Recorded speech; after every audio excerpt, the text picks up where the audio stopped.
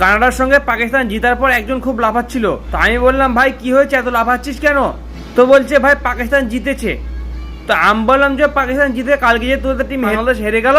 তো বলছে বাংলাদেশ হেরেছে, তা কি হয়েছে, আমাদের পাকিস্তান জিতেছে। তো বোঝো ঠেলা। Pakistan versus Canada. কানাডা প্রথম ব্যাট করে 107 রানের টার্গেট দিয়েছে।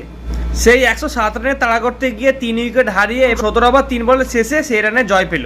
তারপরে এরা এমন ভাব করছে যেন মনে হচ্ছে যেন এই টি-20 ওয়ার্ল্ড কাপে প্রথম জিতলো, তাও তো আবার কানাডার সঙ্গে।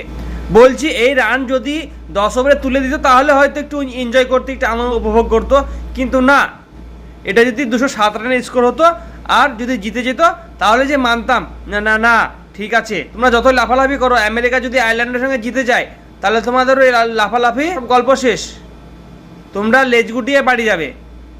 তাই বলছি বেশি লাফালাফি না করে সামনে ম্যাচটা যদি জিততে পারো সেরকম একটা টার্গেট নাও। আমি একটা কথাই ভেবে পাচ্ছি না, তোমরা যে ওয়ার্ল্ড কাপের আগে এত বড় একটা ট্রেনিং করলে, তো সেই ট্রেনিং কেন কাজে লাগছে না? এত কষ্ট করে ট্রেনিং করার ফলে বিফলে যাচ্ছে তো কেন? আর একটা কথা বুঝতে পারছি না ভাই, এই 107 রান, 113 রান, 124 রান, এই মানে 150-র ওপরে যাচ্ছে না কেন? মানছি পিচ, একদম পিচের অবস্থা খারাপ, বোলিং পিচ, তারপরে এতটা এই স্কোর বাড়ছে না কেন? ভালো ভালো ব্যাটিং আউট হয়ে যাচ্ছে, রান করতে পারছে না, কারণটা কি? আমেরিকা কি বলেছে যে আমাদের পিচে খেলতে হলে 130-এর বেশি কেউ রান করতে পারবে না? এই কথাটা বলছি কারণ ভাই খেলা দেখে মজা হচ্ছে না। 6-4 যদি না হয় তাহলে সেই খেলা দেখে মজা আসে? খেলা দেখছি তো মনে হচ্ছে যেন খেলার কোনো ফিলিং আসছে না আমার। এত সময় নষ্ট করে, এত সময় ব্যয় করে যে খেলাটা দেখছি, পুরো খেলা, পুরো ম্যাচ দেখছি, আর যদি সেই ম্যাচ না দেখে যদি একটু আনন্দ উপভোগ না করতে পারি, একটু এনজয় না করতে পারি, তাহলে সেই ম্যাচ দেখার মানেটা কি?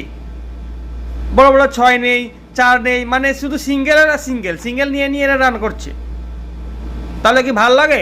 6 যদি না মারে, বড় বড় 6 যদি না দেখতে পাই, এই এত বড় একটা টি-20 ওয়ার্ল্ড কাপ, আর তোমরা যে এত ভালোবাসা দিচ্ছ, আমার ভিডিওতে এত সাপোর্ট করছো, এর জন্য সবাইকে, সকল বন্ধুদেরকে জানাই অসংখ্য ধন্যবাদ। তোমরা এইভাবে আমার পাশে থেকো, এবং এইভাবে পাশে থাকলে আমি আরও সুন্দর সুন্দর কন্টেন্ট তোমাদেরকে দিতে পারবো। তো চলো আজকে ভিডিও এই পর্যন্ত, ততক্ষণের জন্য টাটা, বাই বাই।